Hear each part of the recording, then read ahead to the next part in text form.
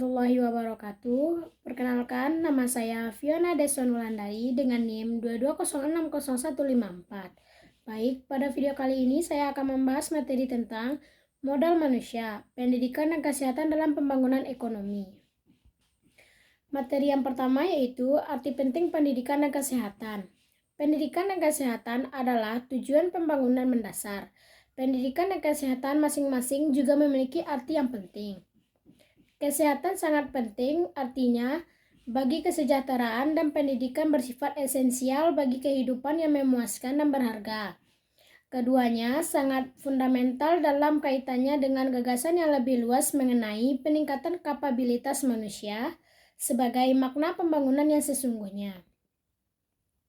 Meningkatkan pendidikan dan kesehatan merupakan suatu tantangan yang besar bagi negara-negara berkembang. Distribusi kesehatan dan pendidikan di suatu negara sama pentingnya dengan distribusi pendapatan. Tingkat kehidupan mungkin lebih tinggi bagi orang-orang yang lebih beruntung di negara berkembang, tetapi lebih jauh lebih rendah di kalangan orang-orang miskin. Pada saat yang sama, pendidikan juga memainkan peran penting untuk meningkatkan kemampuan suatu negara berkembang dalam menyerap teknologi modern dan mengembangkan kapasitas bagi terwujudnya pertumbuhan dan pembangunan berkelanjutan. Selain itu, kesehatan adalah prasyarat bagi peningkatan produktivitas, dan pendidikan yang berhasil juga bergantung pada kesehatan yang memadai. Dengan demikian, kesehatan dan pendidikan juga dapat dipandang sebagai komponen pertumbuhan dan pembangunan yang vital sebagai input bagi fungsi produksi agregat. Yang kedua, pendidikan dan kesehatan sebagai investasi gabungan bagi pembangunan.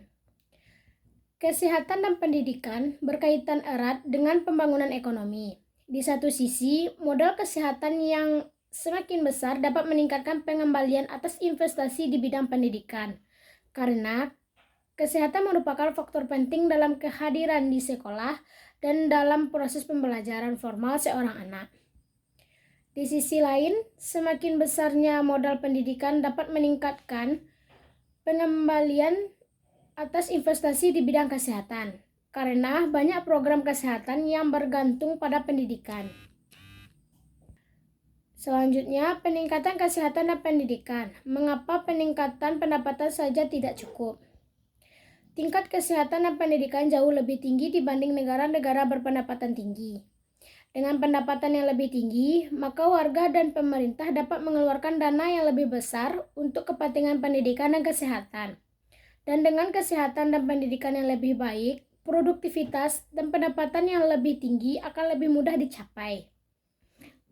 Karena adanya hubungan ini, maka kebijakan pembangunan perlu difokuskan pada pendapatan, kesehatan, dan pendidikan secara bersamaan.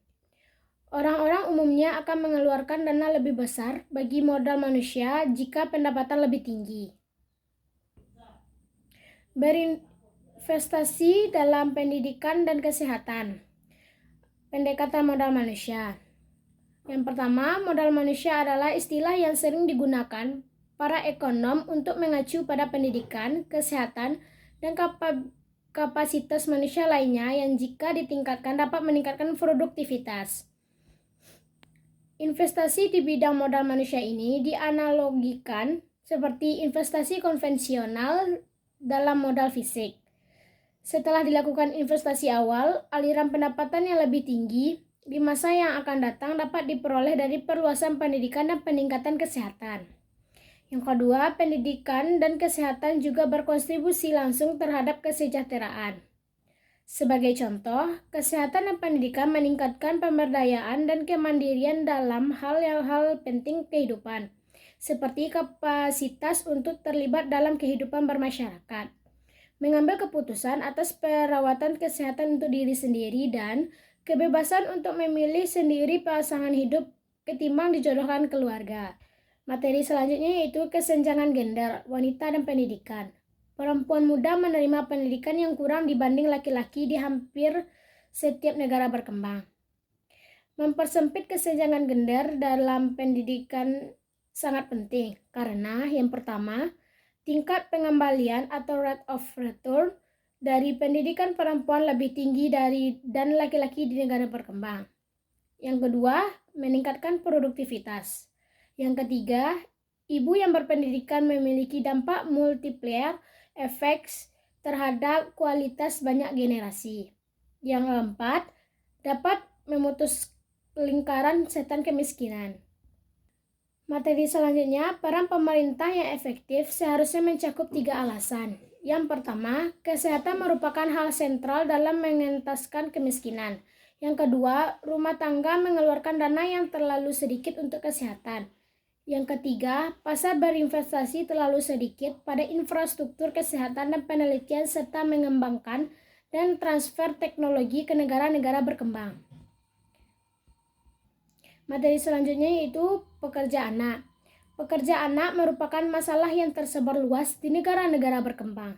Jika seorang anak berusia di bawah 15 tahun bekerja, sekolah mereka akan terganggu dan dalam hampir semua kasus bahkan tidak bersekolah sama sekali. Keadaan itu semakin menggenaskan karena kesehatan anak-anak yang bekerja itu sangat buruk. Bahkan dalam status mereka yang miskin, ternyata kesehatan mereka lebih buruk dibandingkan dengan anak-anak miskin yang tidak bekerja. Dan umumnya pertumbuhan fisik mereka terhambat. Terdapat 4 pendekatan utama dalam kebijakan pekerja anak yang sekarang diterapkan dalam perumusan kebijakan pembangunan. Yang pertama, menyadari bahwa pekerja anak merupakan cerminan kemiskinan, sehingga merekomendasikan fokus pada upaya penanggulangan kemiskinan ketimbang langsung menangani masalah pekerja anak.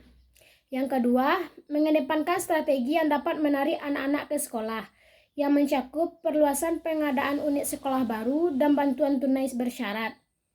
Yang ketiga, pekerja anak tidak dapat dihindari, setidaknya dalam jangka pendek mengedepankan pada cara-cara yang dapat meringankannya, seperti melalui peraturan yang dapat mencegah penganiayaan dan penyediaan layanan pendukung bagi anak-anak yang bekerja.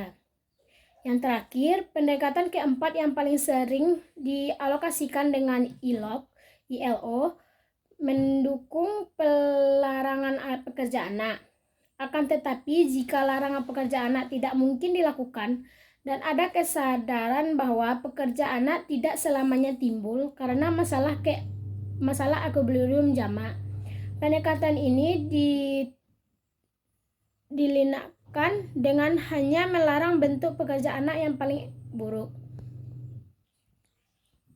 Itulah materi dari saya tentang modal manusia, pendidikan dan kesehatan dalam pembangunan ekonomi. Jika ada kesalahan, saya mohon maaf dan terima kasih. Assalamualaikum warahmatullahi wabarakatuh.